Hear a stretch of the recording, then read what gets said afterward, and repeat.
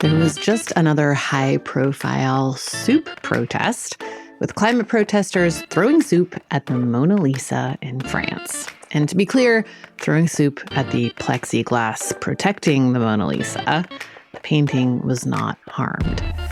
It did spark yet another round of discourse, though, about whether these tactics work, or whether climate activists are being too radical, or whether they're just being annoying and making everyone hate them and their cause.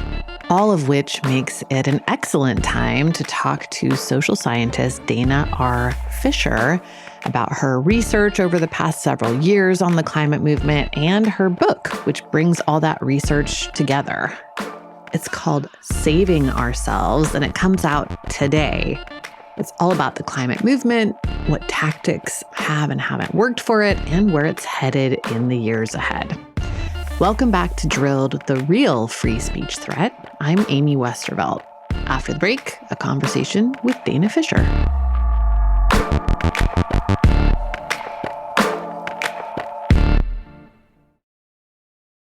How does PwC take your company to the leading edge?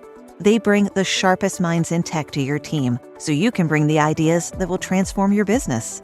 They're passionate about your industry, so you can walk into any room with every advantage. And they're with you every step of the way, so you can know you're headed in the right direction. PwC builds for what's next, so you can get there now. Get started at pwc.com/us/leading edge. The Abercrombie Kids Summer Sale is in full swing, with up to 50% off select styles for the season. Summer plans, vacation, and camp days are all covered, with new dresses, shorts, tees, and swim. Abercrombie Kids has the summer staples they need and the looks that they want to wear. Shop in-store, online, or in the app. Offer applies to select styles as indicated. Discount applied at checkout online. Hey, it's Paris. You know I love sparkly things, right? Like stars. Duh. And thanks to Hilton and AutoCamp, I just slept under them. Picture me, serving looks by the fire outside my luxurious Airstream, making s'mores with the kids, while a national park is our backdrop. The great outdoors meets Hilton hospitality. That's hot. Explore all the new ways to stay at Hilton.com. Hilton for the stay. Hi, I'm Dana R. Fisher. I am the director of the Center for Environment, Community, and Equity and a professor at the School of International Service at American University, which is a mouthful. I'm also the author of Saving Ourselves, From Climate Shocks to Climate Action. Okay, so the first thing I want to tell you about my reaction to this book was I was like, it's so nice to read a researched academic book that's really well written and easy to read. Thank you. It's not easy. I suffered through this. In fact, I think we spoke about it as I was suffering through this. I mean, I started writing the book while I was on this fellowship at the Library of Congress, and you and I spent all this time in the reading room trying to figure out the tone. Yeah. It was a heavy lift to try to balance it. Informed, but accessible and not boring. So hopefully. Well, I think you succeeded. It's really very readable and clearly well researched, but also very readable. But I wanted to ask you, you talk about this in the intro, that this was a departure from how social science is usually conducted, in that you're giving some predictions and some advice on what people might do. And I kind of wanted to have you talk about that a little bit. What is the usual approach to social science? And how are you kind of departing from it in this book? Well, sure. So I'm a social scientist. I was raised as a sociologist. Mm-hmm. So normally the way that I've done my work since the 90s when I finished is that we come up with a theory, we come up with some hypotheses. So those are predictions about what we think we're going to find. We go out in the field and we either collect our data. I mean, I do a lot of primary data collection with policymakers and activists. So I go out and I collect data of some sort. I analyze my data and basically I say, it works, it doesn't work. This is how we need to change our understanding of the world. And then, I tweak that. And then I go out and collect more data, right? That's kind of the research process. And that's the way I've been doing my work. And it still has been around connecting to politics and connecting to thinking about political processes, but it hasn't been about telling us what's going to happen next because we don't know. I mean, no research can do that. In fact, one of the things that has always been an interesting conversation about the IPCC is the way that this modeling work is basically, in a lot of ways, prescriptive because it's basically taking historical patterns and then using them to predict what's going to happen in the future. And so I kind of used a similar idea to that. I mean, I don't do quantitative modeling per se, at least not in the work that I present here. But what I did instead is I basically take all of the findings from having studied climate policy making through the US Congress since the 90s, right? So since we've been trying to get some sort of bill through both houses of Congress, presidential efforts to try to address climate change, as well as the ways that multiple actors in the United States have responded, including particularly activists. And looking at all of them and how they've responded over the years, I've written many, many papers. I wrote a section for the recent IPCC assessment for Working Group 3. And I took all of that and basically, spun it around a little bit to think through, okay, so we see very clear patterns here. So how can we predict what's coming next, given the patterns? And I wrote the final chapter specifically to that and to make some suggestions rather than the way that I've done my previous books, where even the books that were written for a trade audience, everyday people, in those cases, I usually would end with and theoretically and in the research world, this is what we need to start thinking about. One of my big conclusions is that I don't know that we need to be thinking anymore. What I think we need to be doing now is acting, and the climate crisis is just, it's daunting, but we're in a moment where we need to do and stop thinking. And so I wanted to use the expertise and the findings from all of this research over the past 25 plus years to speak to that. And so that's what I tried to do. Okay, you also talk about lessons learned from the pandemic, and I don't want you to give away every single thing because I want people to go and read the book, but I was hoping you could talk a little bit about what your takeaway from the pandemic was in terms of seeing, there was so much conversation about what climate could learn from the mobilization, in the aftermath of COVID-19. And I'd love to have you sort of give a little bit of an overview of your takeaway. Sure. I mean, it's funny. So the book actually started out as this piece that I was asked to write for Climate Action, which is a Nature journal, but it's now, I guess, where most of the social science and policymaking stuff goes for the Nature journals around climate. They actually asked me if I would write something, and I wanted to take this theory of anthroshifts, which Andrew Jorgensen and I wrote in a journal called Sociological Theory, which means nobody reads it except for a very small number of people. And I wanted to apply it to the climate crisis. And so I wrote a piece called Anthroshifts in a Warming World. And in it, basically, I took the lessons learned from COVID and I build on that in the book. And what I basically look at is the way that the world mobilized. Some people did say they mobilized quickly, except for that it actually took a while for people to really lock down. And I don't know how much you remember of, I guess it was the early days of 2020 when we were hearing these murmurs of this disease in Asia. And then there were those videos that went live on social media of people who were in lockdowns in Italy. I don't know if you remember these. I totally remember them. Yes. Right. I mean, so it happens to be that I was teaching my environmental sociology class at the time, and I have a whole section on risk where we spend a bunch of time on reflexive modernization, the risk society, which is one of my favorite social theories from Ulrich Beck that nobody reads anymore. And so we're reading it, and I get obsessed with this disease because it's a wonderful example of a risk pivot and the way that this universal sense of risk and people worrying about what's coming can actually motivate people to take action. And so every class I did a COVID update, and I had a friend and colleague of mine in Japan tell me they shut down the schools. And then there was these Italy videos.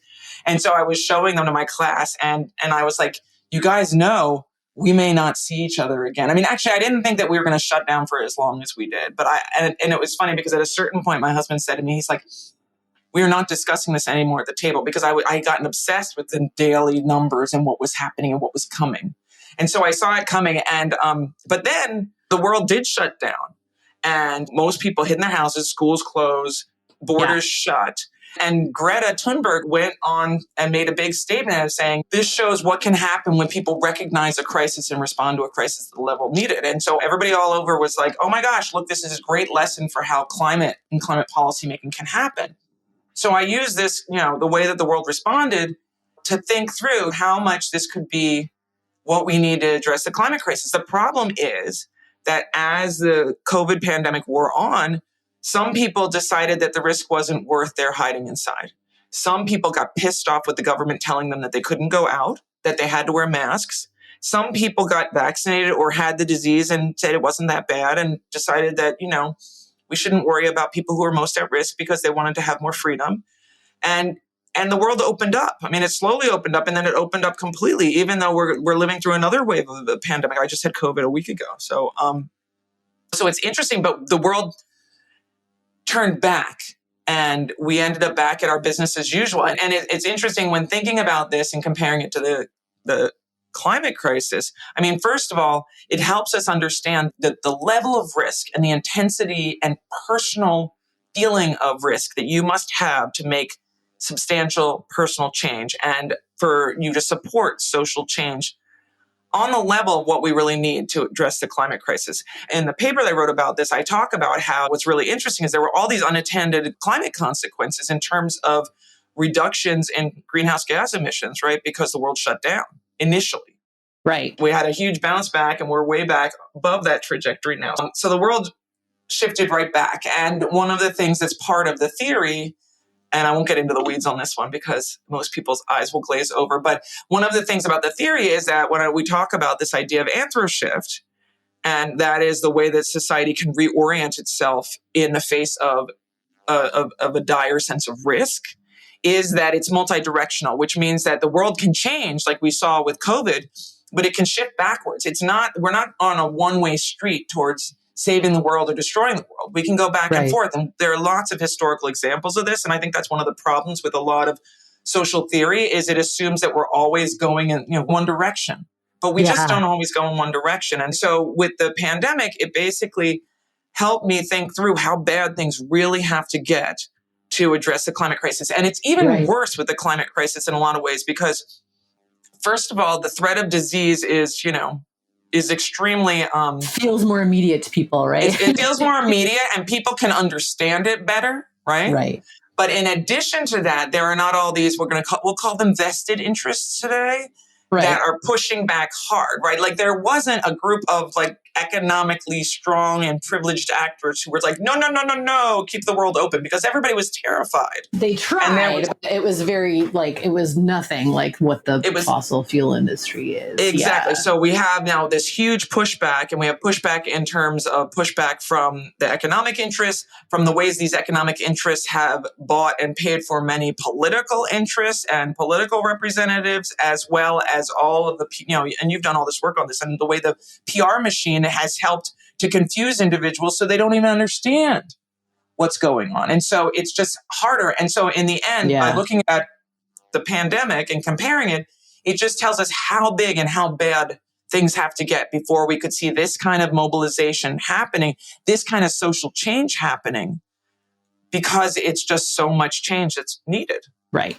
You talk about this in the book as well, the lessons that we can learn from social change research and from civil rights movements and all of those things. But then also there are lots of things that make the climate issue somewhat unique. Like I just was thinking the other day about how, while of course every civil rights fight feels urgent, there's this external urgency here that doesn't necessarily exist in other realms. You mean that we're going to destroy ourselves? You mean that the world will become completely uninhabitable? Yeah, exactly. These climate shocks that you mentioned in the book, there are this like back and forth on Blue Sky where people were, of course, because there was yet another soup on a painting protest. People were having that debate again. And someone was like, I don't understand why anyone uses these tactics because they've never worked for any cause ever in history. And it was like, that is actually just totally untrue. Wow, I completely missed that. I certainly would have chimed in there. But it was interesting because I was like, well, there's not a ton of agreement around what worked would mean in this scenario. Everybody has different ideas about that, you know? There was an interesting debate that I did get tagged in on about, you know, whether or not these tactics are successful. I ended up pushing back, and you know all the stuff that I've written about this, and my piece with Oscar and Colin in Nature recently that specifically looks at the outcomes of this kind of activism and the broadening radical flank of the climate movement. But what I will say is just everybody has a different definition of success. And the important thing to note here is that it's a question of what the activists are trying to achieve. And Right. I thought it was great because Oscar posted in response to this outraged climate person about, you know, how dare they attack the Mona Lisa. He responded by saying, you know, actually, look at the front page of the Washington Post right now. It has the video and then it has the demands of this group on the front page of the front website page of the Washington Post. That's it. Really cool. That's the goal. As I talk about in the book, these are shockers. Their whole goal is to get media attention, to raise public awareness about an issue. It's not to change hearts and minds. It's not to mobilize people who disagree with them. It's not to make people happy. It is intentionally to make people uncomfortable. The thing that I think is that the people don't get is that, like, as uncomfortable as you might get that somebody threw some soup on the coating over the Mona Lisa. Yeah. The deal about these kinds of tactical innovations, which is what we call them, and tactical diffusions is what we call them in the social science world, is that everybody knows, I mean, and the activists know this, that you have to keep getting more outrageous to get the media coverage, because at a certain point, everybody's going to be like, I mean, once you hit the Mona Lisa, I mean, where do you go from there? The Sistine Chapel? I mean, people are already saying, okay, how many of these paint protests are we going to, you know? Right. I mean, how much food is it? It's very nice. It's very benign, but, you know, it's going to have to innovate. And it also is likely to radicalize because people are going to start to think it's blasé. And that's where things get spicy. Some people use the word interesting, and it depends what they're doing. And it is going to be divisive. Actually, I have a colleague who wrote this great book recently called The Struggle for the People's King. And she specifically wrote about the way that Martin Luther King Jr.'s memory has become sanitized, and basically a lot of the grit has been taken out to make him a national hero, and how that takes away a lot of what was part of the movement and the way the movement played out during his period of his, you know, leadership before he was murdered. And it's really interesting to look at it because this, you know, that means that all of these activists who are, or all of these other people who are like, oh my God, well, look at the civil rights movement. It was so, everybody loved the civil rights movement. That's just not true. People were so annoyed, and people were complaining, and activists were getting the shit beaten out of them by white supremacists as well as law enforcement. Right. And in some ways, as I talk about in the book, that's part of why the civil rights movement was able to get so much support and be able to push for the types of changes that it did eventually achieve, which is interesting in terms of the role that violence played there. But I think it's really important that we cannot see that if we just look at the sanitized version of MLK Jr. and the role that the civil rights movement played in history, right? Because it did involve conflict, and it was not popular, and it involved a lot of disruption that people didn't like. And then there was a lot of nastiness in terms of the way that many Americans responded. Historically, we don't tend to have a good sense of what these movements have accomplished, or, you know, how effective or not they've been until several years later. Like, in the moment, they're annoying to everyone. That's the whole point. And like, you know, I'm like, yeah, okay, you're annoyed. That, you know, great. But you being annoyed is not indicative of whether or not this protest or this vein of protest has worked. We're not really going to know for a while, which also becomes problematic with climate because it feels so urgent and time limited. I mean, the other response could also be that while you're annoyed, if you're willing to talk about this and you're willing to talk about how this is not the tactic I would support, but of course I support climate action, that is exactly the point, because that's what the radical flank does. It basically pulls support towards the more moderate actors in the movement. And that's what, you know, it's all part of this beautiful dance towards social change, which is Yes. So very needed. And I didn't talk about AnthroShift at all, which was your question. Do you want me to do that? Sorry. Actually, I want to have you define AnthroShift a little bit, and it's okay for it to be a little bit in the weeds. So in AnthroShift, AnthroShift is basically it's a social theory that combines components of a number of different theories that talk about the relationship between society and the environment. And what it basically posits is that an AnthroShift will occur when there's a perceived risk that reaches a critical threshold and leads people to alter their behaviors. It compels social entities to respond and mitigate the risk. And the most important components of an AnthroShift are, one, that there is this risk that motivates individuals and actors to push for change, but also that it can move in multiple directions. But the big point that I make in the book, and build off of the experience of the COVID pandemic to talk about it, is that to reach the tipping point, things have to be pretty bad. And when I say bad, they could be that people are just really, really worried about getting sick and dying. Take, for example, the COVID pandemic. Or it can be about watching the water rise and, maybe knowing that you don't have any home insurance will motivate change. But, there's not a lot of evidence to show that is a big enough sense of risk to get people to change. But it builds also off of this research that talks about windows of opportunity that open up after disaster. And so when we think about risk, there are lots of different ways we can think about risk that I talk about in the book and when we wrote the theory. But one of the ones that I think is the most useful is natural disasters. And we can think about them in, these various climate shocks, which are these deviations from the normal weather patterns and normal patterns that are exacerbated by climate change. And, that comes in the form of drought that leads to wildfire, that comes in the form of extreme weather, extreme heat, extreme storms, flooding, cyclones. Look at the news today and you can see many of them taking place right now. But the question is, how much of that is needed to push for the type of mass pressure that will get us to get the policymakers to make the social change? Yeah. Okay. Then, and one of the chapters, I like how you do this in the book, where you have a chapter about individual action and then a chapter about collective action, in part because I feel like in this conversation that's dominated climate spaces for a really long time, that tries to sort of pit those two things against each other, engaging in protest and activism and even like political organizing is almost never what people talk about when they talk about individual action. It's usually like what you buy. So yeah, I'd love to have you talk a little bit about your view of that conversation in general and how you'd like to see people think about where they plug in. So first of all, I am not a person who says that we shouldn't be trying to, make changes in our everyday lives.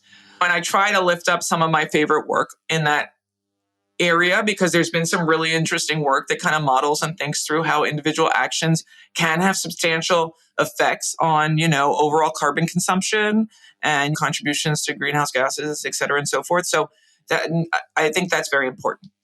That all being said, we also know, and I talk about some of the work you've done, but we know that individual actions by themselves will be absolutely not enough to get us where we need to go with the climate crisis because we need systemic change. And I talk through the ways that people have modeled this to understand that.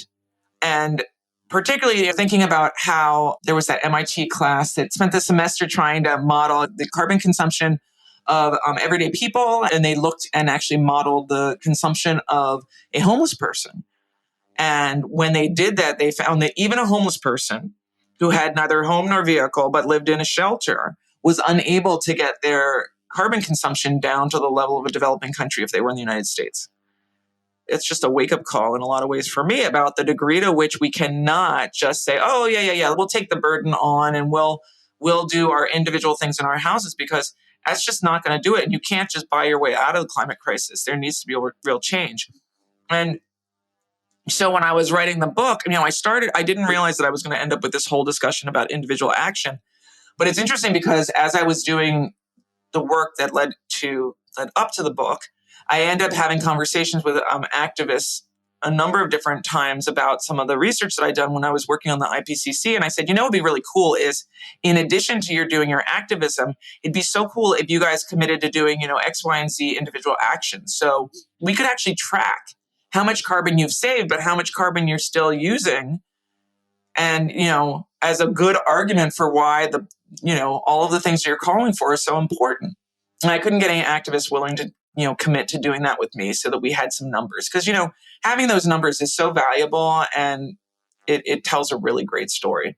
The other thing I can do is I can join in collectives. And then that's the question about where we can really get, build power. And the book is all about understanding where the most likely points of opportunity are as the crisis worsens. And that's where collective action absolutely plays a role. Now, is it going to end up looking like soup being thrown on a couple of, plexiglass covered paintings? Although I'm sure the Mona Lisa is covered with like gold glass or something fancy. Not, but basically, no, it's not going to look like throwing soup. Yeah. But is throwing soup going to help us get people to pay more attention, more people to think about these problems? Sure. And it's going to evolve, and it's going to get grittier and probably less palatable for many editors and people who want to write about stuff on social media, because that's how this work. That's how they evolve, and that's how they eventually achieve some of their goals. I know we've talked about this before, but I'd love to have you define for people what the radical flank is and how it's worked in the past, and how climate folks are thinking about using that dynamic to push for real action here. Sure. Okay. So a radical flank is a faction of a social movement that spins off and chooses to employ more confrontational tactics to achieve its goals. Radical flanks usually form when a movement's been around for a while and has not gotten much success. Take, for example, the incremental successes that we've had in the United States around climate, which, while progress, are nowhere near where we need to be if we want to actually, start to reduce carbon emissions and address the climate crisis in a meaningful way. And when I say meaningfully, I mean in a way that actually will try to, cap global warming in some level that's sustainable and not going to lead to a bunch of tipping points that will cause devastation. Let's say it that way. So radical flanks have formed in most of the social movements that you can think of in the in the past. Some of the most notable are during the Civil Rights Movement or during women's suffrage. And these happen all over the world. But in the climate movement, and what's also worth noting here is that the radical flank, I'm using my air quotes, which you can't see because it's a podcast, but they take radical actions in comparison to what the mainstream movement is doing at the time, right? So the original radical flank of the Civil Rights Movement was doing sit-ins. Sit-ins are peaceful, nonviolent. People would sit in places, right, and refuse to move. But those were confrontational, and they were, illegal, and that made it a radical flank. It got more gritty and more aggressive from there, but that's how it started. In the climate movement, the radical flank, which is groups that have started to say they need to do more than just legally permitted stuff and advocacy and letter writing and, maybe doing some lobbying.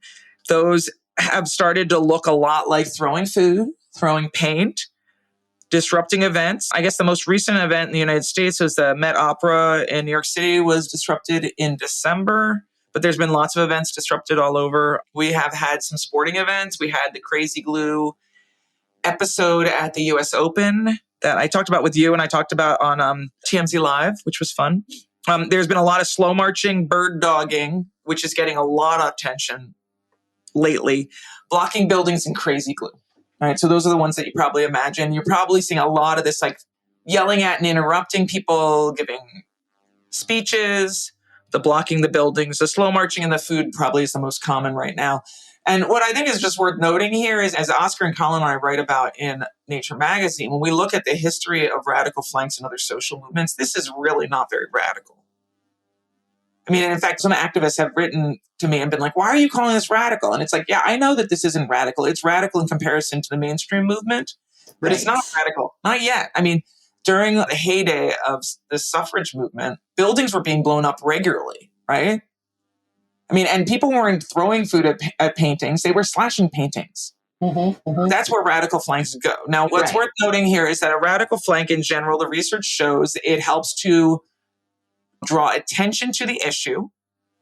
And it also helps to gain support for the moderate component of the movement, right? So a great example is like Coco during the US Open protest. Coco, while she was having to stop playing, she said to people, well, I don't really love this tactic, but I certainly think climate change is an issue that we should be thinking more about, right? But that's exactly the reason these guys are doing it. So many people may be like, I don't like this, what these guys are doing, but I do care about the issue and I want to take some action. I'm not going to just sit here and watch TV anymore.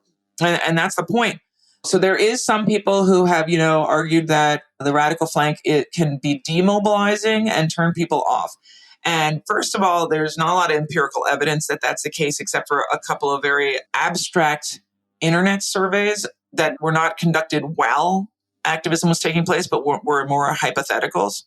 But in addition to that, I did collect data at the March to End Fossil Fuels that took place in September of this past year during Climate Week, right before the UN was meeting on climate change. And organizers say we're 75,000 people in the streets. I did a random sample of them and surveyed them, which is methodology that I use for much of my research and I've written a lot about. I added to the survey a question asking these people who were at a legally permitted protest. So these are people who are not necessarily engaging in nonviolent civil disobedience. In fact, I think it was less than a quarter of them who said they had in the past year. I asked them if they supported organizations that were doing civil disobedience, including, and I listed a bunch of stuff that the radical flank had been doing, right? And 100% of the people whom I surveyed said they support these groups. That doesn't mean they're doing it. In fact, many of them have not been doing this kind of action, but they were supportive of it as part of the movement, as part of the repertoire of contention that is the climate movement today. Yeah. Do you want to define the shockers and disruptors for people? I know I've had you do this before, but just to have it all in one place, I feel like it's useful. I talked about shockers and disruptors somewhere, and I got an email from Rosa Abramoff, and she's from Scientists for Rebellion, for anybody who doesn't know. And she wrote me and she goes, so I guess I'm a shocker then, huh? Basically, I realized that the radical flank, which has been growing in terms of the proportion of actions that we've seen around climate taking place, certainly during the period of the Biden administration, has really shifted more towards these kind of confrontational tactics. And so I wanted to understand who was in this radical flank and what kind of work they were doing. So I went out and I surveyed all the people and the groups that had been involved in this coalitional effort to block the White House Correspondents' Dinner, which was also the event that was the birth of Climate Defiance, that it's worth noting now since they're getting a ton of press. And then at the same time, I also interviewed a whole bunch of leaders and activists who were involved in engaging in nonviolent civil disobedience around climate change. And it was very clear from the research that there were two different ways that people were engaging in kind of confrontational climate activism. And so I thought it was valuable to split them into two camps. And I call one group the shockers. And these are the activists who are using nonviolent civil disobedience specifically to shock the public and to get media attention. And the goal there is media attention and to have a broader conversation about the climate crisis and to get attention for it in the media. And the outcome of success there that they use is media attention. So, for example, if you go to Climate Defiance's webpage, you will look at all of the media coverage they've had. It's been remarkable. This week alone, I have done 2 interviews for mainstream media outlets about Climate Defiance. So they're going to continue to get that media coverage. And the thing about shockers is that they're really focused on this one way of doing action. And these are the folks who are throwing paint and the slow marching and the gluing, a lot of that. At the same time, there are also the activists I call disruptors. And disruptors are parts of the radical flank that are integrating nonviolent civil disobedience into a broader campaign, or what we call a repertoire of contention. And that means that they'll have moments of civil disobedience, moments of activism that is aiming to get media attention and aiming to draw more attention to the work they're doing. But it's embedded in a broader campaign. I mean, a really good example of this is Divest Harvard, when they stormed the Harvard-Yale game and got all that attention. But that was part of this broader campaign to get alumni and faculty and students to push for Harvard University to divest from fossil fuels. or some of the work that Third Act has done in their divestment campaign to push for big banks to stop investing in fossil fuel expansion. And so they have done some actions. They did a really interesting one where they blocked the entrances of banks around the country.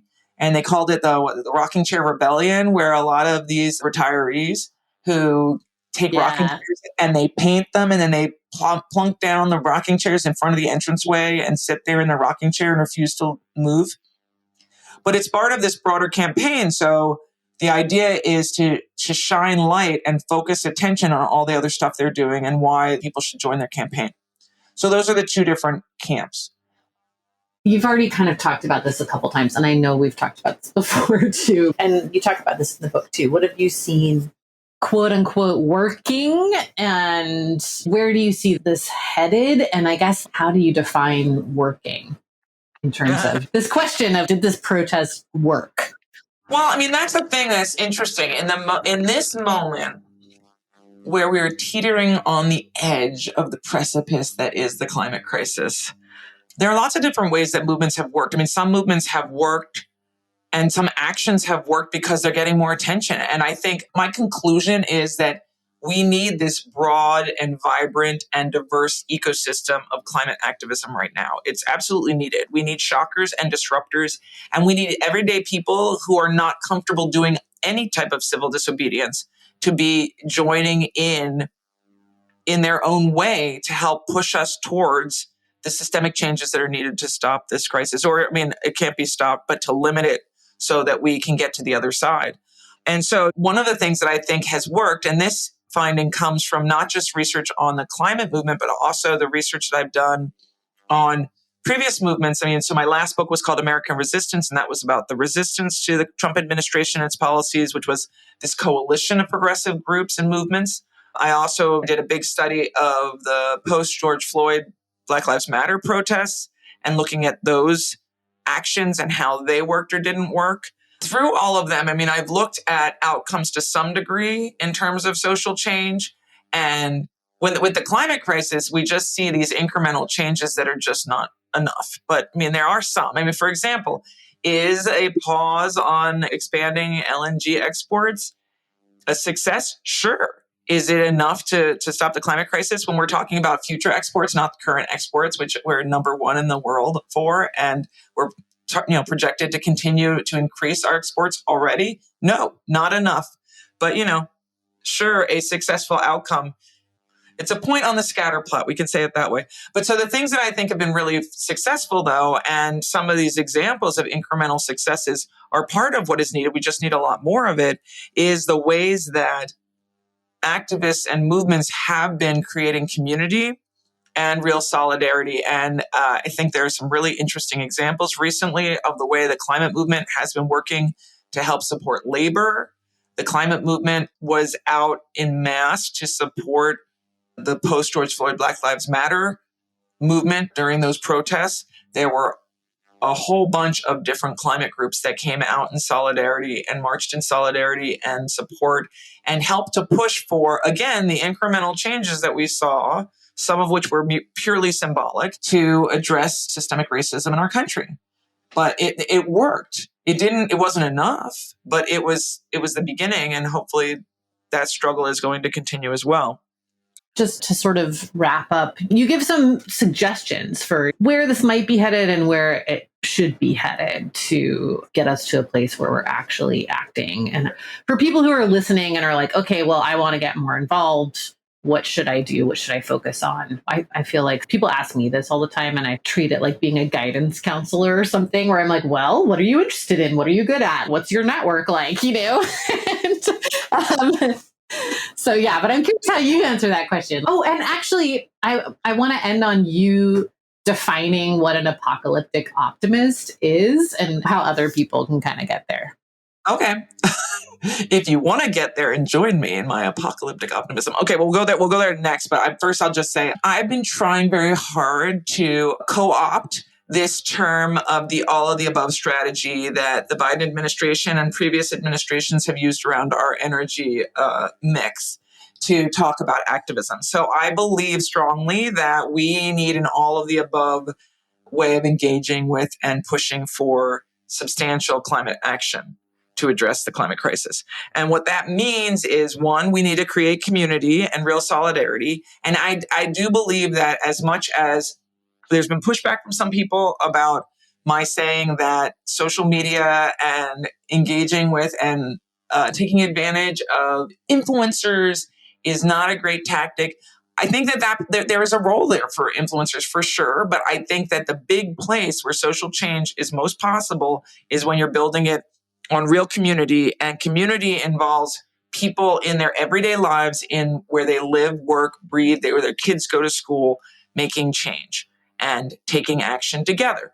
And part of that involves cultivating resilience. And here you were talking about how you talk to people. My thing would be like, are you comfortable? Are you comfortable being an activist? What kind of activism are you comfortable with? Are you willing to get arrested? I mean, but whatever the answer to those questions, assuming you care about climate, our climate, and about getting us comfortably as a society to the other side of the climate crisis, everybody should be thinking about how they can cultivate resilience. And that, when I say resilience, I mean social and environmental resilience, right? That is making our communities capable of handling the climate shocks that are coming, because we are doing nothing to stop them. So anybody who wants to just say that we should just put our heads in the sand and wait, you're in for like some really sad awakenings that have to do with breathing in wildfire smoke and floods and extreme weather and extreme heat and all of the social upheaval that's going to be related to that, in terms of people in your communities who are in need of support because they become unhoused, or because of people having to move and relocate and migrate. And, our country particularly is doing a wonderful job with migration right now. So, but so there's so many ways that we can help to make our communities capable of handling the shocks that are coming, because they are coming. I mean, and the last thing, for those people who say that they're willing to become activists and are willing to get a little spicy, I think that there is a really important lesson here that I was very uncomfortable writing about, but I feel like has to be written about, with regard to the way that the movement needs to be open to, willing to, and ready to capitalize on moral shocks. And when I say moral shocks here, I particularly mean violence. And I'm not saying that climate activists should get violent. No. I think they should stay the course. And I think it's wonderful and beautiful the way that climate activism has continued to be nonviolent so far, right? And there's been some property destruction, a lot of paint smearing, but really very, very, very nonviolent. And I think that should continue. And I applaud all of the activists and the organizations that have been involved in that, particularly as law enforcement has become more repressive. And we're going to see that more and more in the United States, but all over the world. And you've talked a lot about that. But the other thing is that counter movements will rise up, and will rise up to be aggressive against the activists. We saw it in other movements as they grew, and as more nonviolent civil disobedience was used, and as actors started to feel threatened. Those counter movements are very likely to be violent and to escalate the conflict. And that's a place where the activists need to be ready for it. I know that there's been some accounts from folks from Climate Defiance about how aggressive security has been when they try to disrupt political officials' events. That's only the beginning. And it's unfortunate, and it's terrible to learn the lessons from the civil rights movement. But I think that's what we need to focus on, and we need to be prepared. And we need these activist people who are comfortable with it need to understand that that's what's coming. And that's where this movement is probably going. Yeah. So then the last thing, are you ready for the apocalyptic optimist? Yes. Okay. Yes. So I call myself an apocalyptic optimist. And what that means is that based on all of the science, and I'm not a natural scientist, but all of my brothers and sisters in the natural scientists who have spent so much time modeling out how the Earth and the different systems are going to respond to the increasing concentrations of greenhouse gases in our atmosphere, I know that the worst is still to come. And I know that from studying policymaking for the past 25 years and the insufficient actions that we as societies have taken to respond, I know that it's going to get a lot worse. So I'm apocalyptic in that I believe that we are going to see a lot of destruction and very likely many lives lost, including many frontline communities that are going to be hit. They'll be hit the hardest. That's why they're called the frontline communities, right? Which includes less privileged folks and communities of color for sure. But I'm also optimistic. So being an apocalyptic optimist means that I see that it is only the pain and suffering of the crisis that is likely to mobilize the masses and get us working together enough as a movement, as people who work together to achieve the goal of getting us to the other side of the climate crisis. But I believe 100% in people power, and I know that we have it in us. But as unfair as it seems, the future is up to us. And it is not until we and our friends and family and neighbors and communities start to push back and say that enough is enough, and fossil fuel companies do not need to make any more money. They do not need to be subsidized. They need to get with the program and help us stop this crisis before it gets so bad that it's impossible to imagine that we could think of states staying stable. I mean, if we continue down this road, instability is the most likely outcome. And that has been modeled very clearly by political scientists about what could come. We need to stop that, but we need to do it because nobody's coming to help us. And that's why I'm an apocalyptic optimist. A lot of people don't like that and think it's a cop-out, but I do. I mean, there's lots of research that talks about social change that's embedded in despair and destruction. And basically, I believe that's the case. But the optimism comes not from my believing that the state is going to save us, which it kind of did with COVID. At least it did when it stepped in, right? It's actually that we're going to have to save ourselves, which is the title of my book. Ah, perfect.